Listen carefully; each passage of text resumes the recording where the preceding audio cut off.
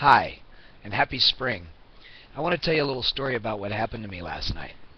And you might hear the parrot in the background talking, so that's what that is. So last night I had a great men's chorus practice, and then I walked up the hill to meet a friend, Sean, for his birthday celebration. Had a couple beers with him and some guys, and then walked back downtown to get on a bus to come home. By the time I got to the bus stop, it was around 12:30, so there weren't a lot of people there. And so I'm looking at the bus schedule, and I hear a woman call out to me, "Excuse me, sir, do you have the time?" And so I gave her the time, and then she said, "Do you know what bus I should take to go to so-and-so?" And so I walked over closer to her and got a little more information from her about where she needed to go, and then went back to the bus schedule and helped her figure out which buses she could take to get there. Now this lady looked extremely frail and was shaky, looked much older than she probably is, like she had had a really hard time of it. And I was having a little bit of a hard time communicating with her. I had to repeat myself several times and get louder for her, and then she apologized and said, "I'm really sorry, I have a hard time hearing." She said, "I'm recovering from a domestic violence situation. I just got out of a shelter. I'm trying to get home."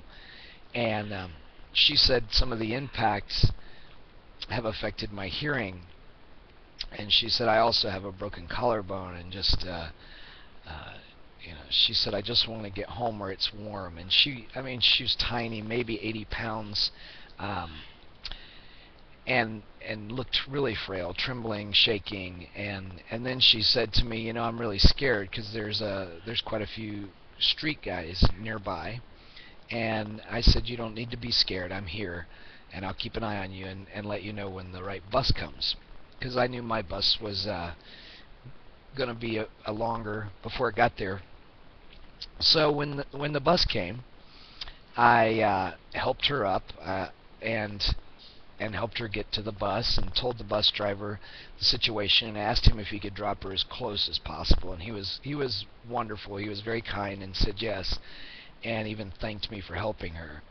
And then as this little frail lady went to get on the bus, she reaches her hand out to me, her trembling hand, and I reached my hand back to her, and she took my hand and she looked me in the eye, and she said, "Thank you so much." And then she took my hand and put it up to the side of her cheek like this and just leaned into it. It was like one of the sweetest, most tender moments. And it made me really wonder when the last time this woman felt safe with a man and felt like she could have tender, caring touch that wasn't threatening. And how sad that is. And I'm making this video right now to call out to all good, tender, compassionate, protective, caring men out there to stand up, to make a stand. And when other guys make bullshit statements about women being property or women being less than, to stop them in their tracks. I think if men stop other men from saying this, we can get a lot done. We need to be the ones to take a stand.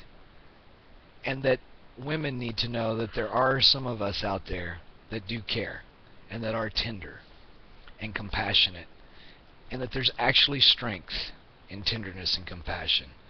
I wish our society taught that more. And I think it's the job of some of us men that have that to help pass that on. And I'm not the only one. I have some really good friends like Sean Niddle, like Greg Delaney, like James, like David Gill. These guys are good-hearted, tender, loving men, and get that being tender and compassionate and loving equals strength. My aunt used to say something to her sons that I've never forgotten, and she said to them when they were young, "I'll know you're a man when you quit trying so hard to prove it."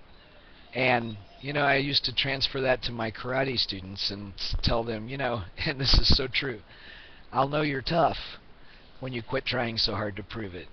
If you are strong, If you are a man, if you are tough, you don't have to try to prove it.